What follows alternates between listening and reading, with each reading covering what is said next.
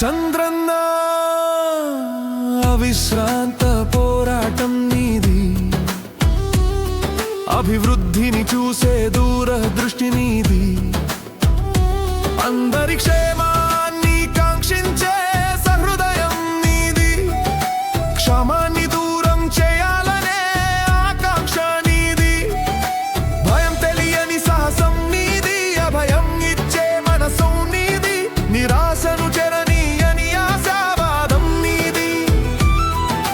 కలల్ని నిజం చేసే సంకల్పం నీది,